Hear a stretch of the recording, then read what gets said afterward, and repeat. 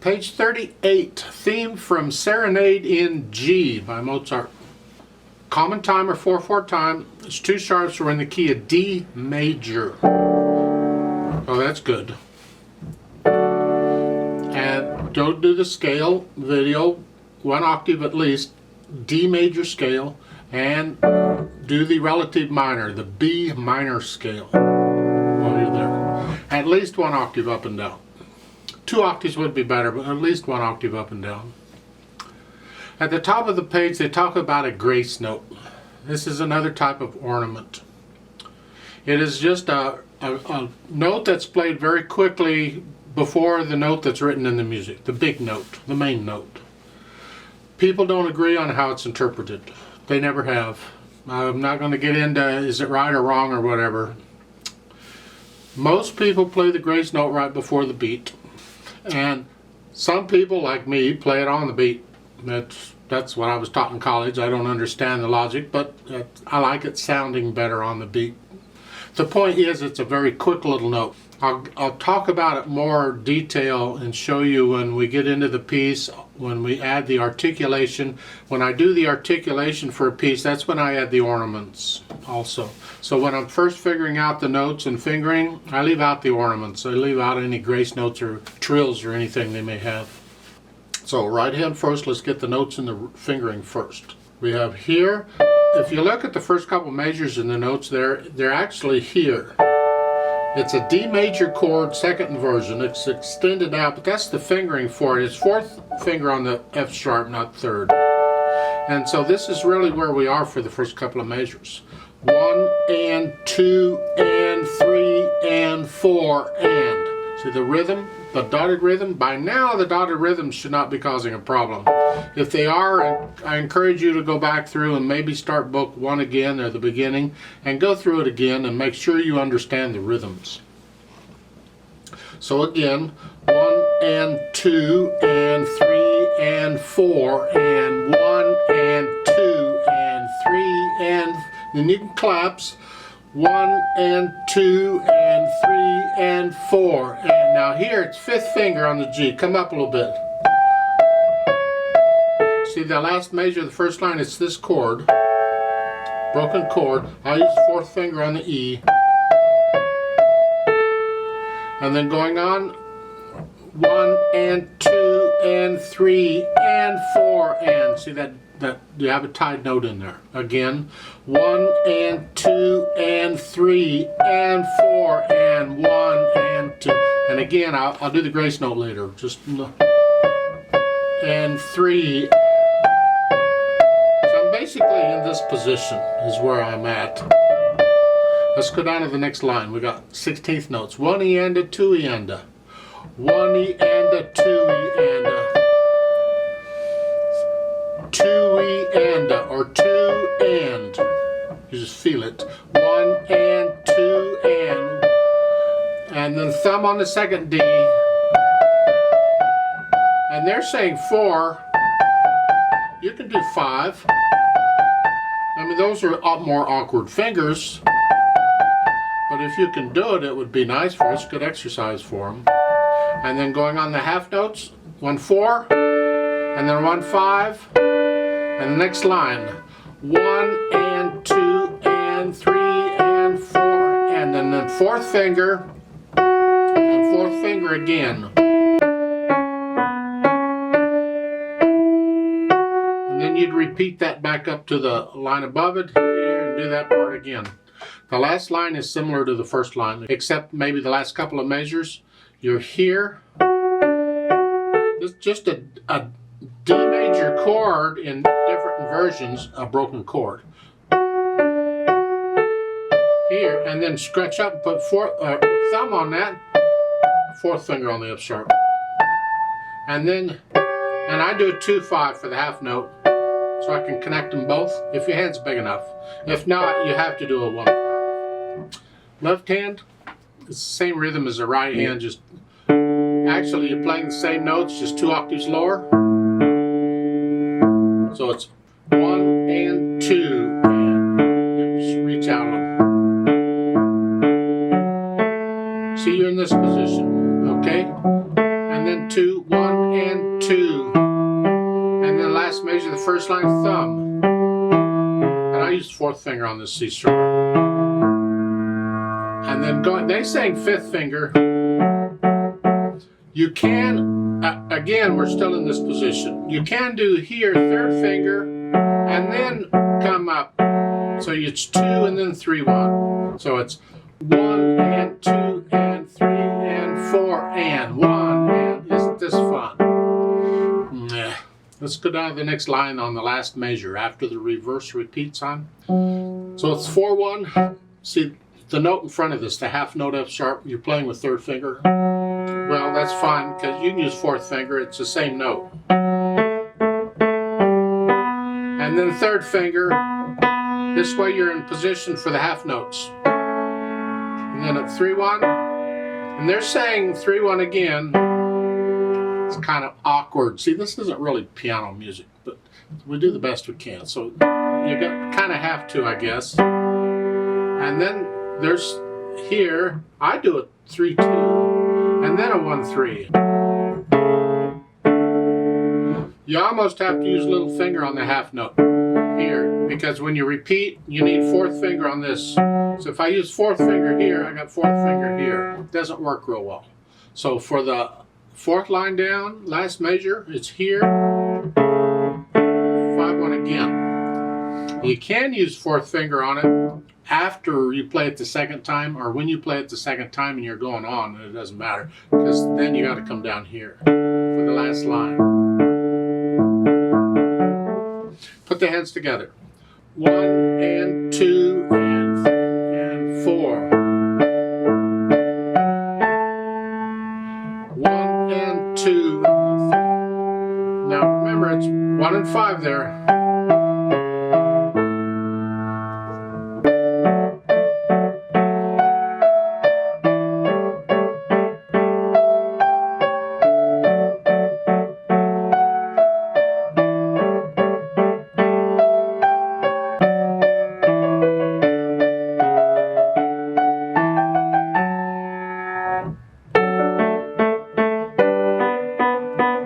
I don't want to play it all for you, but that's the idea. So you work it out slowly. I'm going kind of fast, and just work out the notes and make sure the hands are working together, and then go back and get rid of the hesitations, because the beat needs to be a steady beat. It can be a slow beat, but it's got to be a steady beat.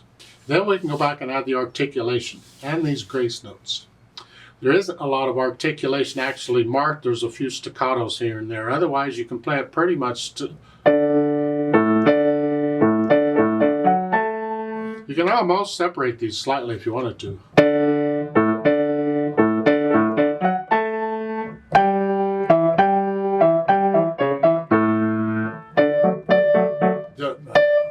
Come off of that. And then this grace note, they'll play it before the beat, so the D and the E are together.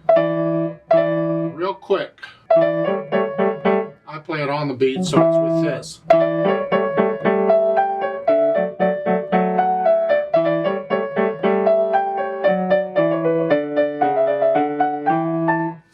And people argue about these grace note interpret. There'll be people who say, "Oh no, you're wrong. You have to play that before the beat." You know, music really doesn't lend itself to be that dogmatic about anything. It's very versatile. So I just say, play it the way you were taught and what you believe is correct, but don't expect everybody else to play it the way you play it. So believe what you want, but a lot of people, I mean, I didn't make this up. I was taught this in college by a teacher who supposedly knew what he was talking about, and he always played them on the beat.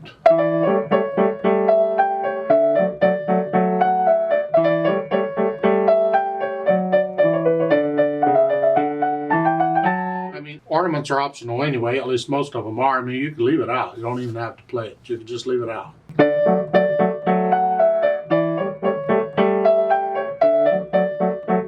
So forth.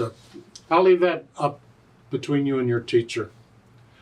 Otherwise, we're pretty much playing it more or less connected, although you can play it slightly disconnected. When you get to the third line, these are staccatos. Wrist staccato. And then connect these as best you can.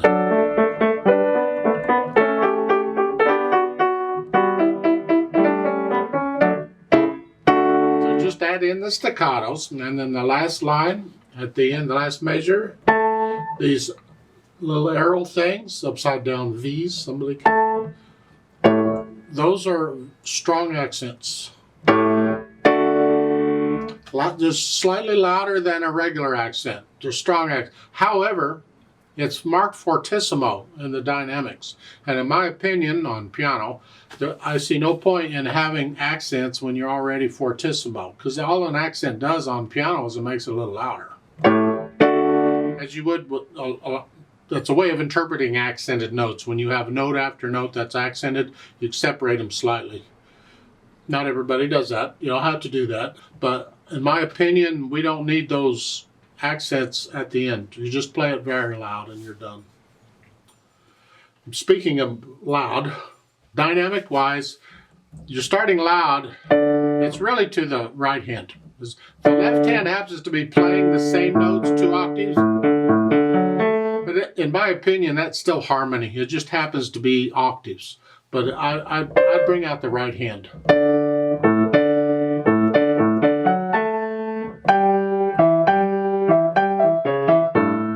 In the second line, now it's more obvious that the melody's in the right hand. You come down a little bit to moderately loud here.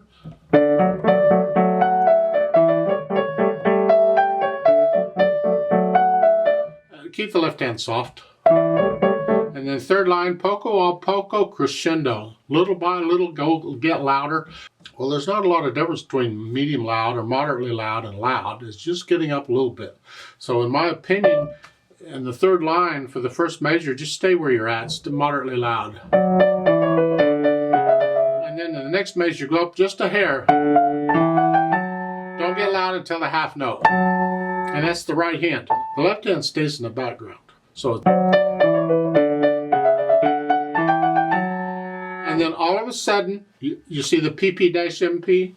This gets us back to our dual dynamic thingy again. Well, the first time you play this, because it is repeated section, the first time is very soft. This is the right hand. The left hand is really soft. And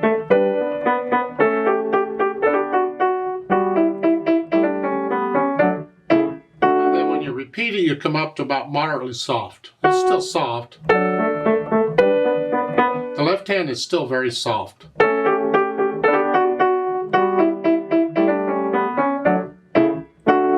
When you go on to the last line, you're back like you were at the beginning, loud. And then you toward the end, you're crescendoing up to very loud. Don't get loud until you get to that one.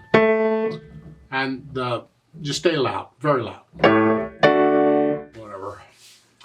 Now they've added a little bit of pedal, and that's fine. We don't want a lot of pedal because that would just smear this up, and that's out of character. This is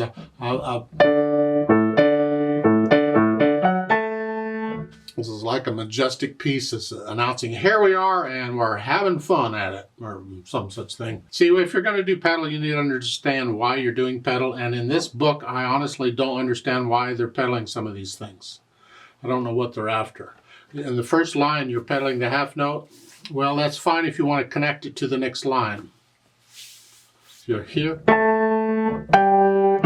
But I don't want to, I want silence in there, because the first 2 measures is like a phrase, a sentence.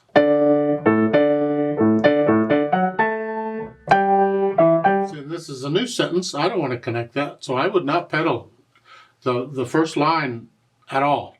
That's showing 2 pedal indications, neither one, because you're ending a phrase at the end of the line. Then we go on, and I want a little silence before I go on. And I would not pedal this.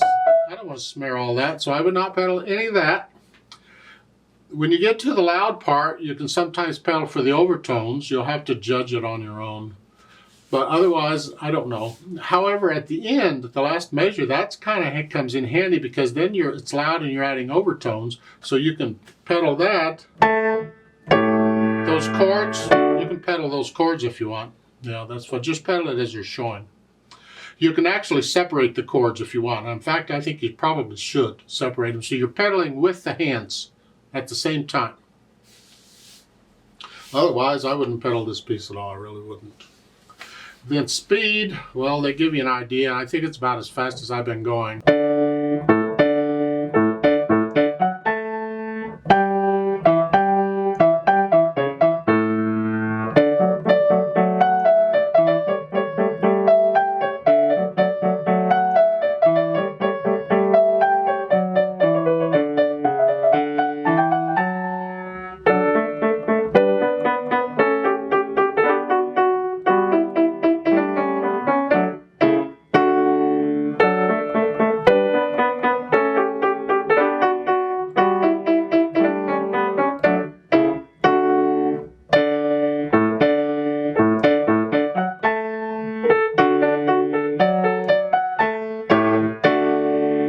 I like to play this with you very slowly to double check the notes and the rhythms. I'm not going to do any dynamics. I will do the repeat though.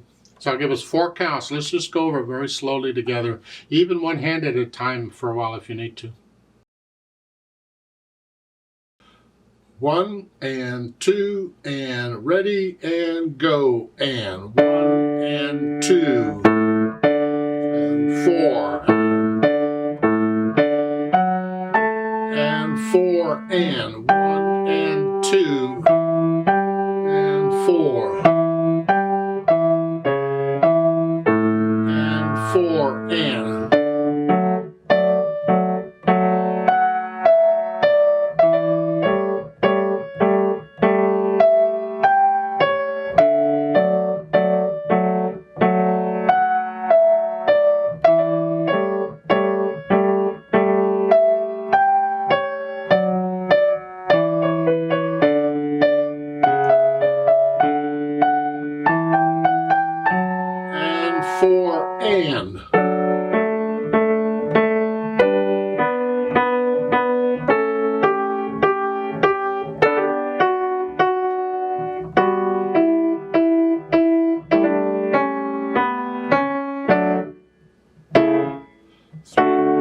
repeat.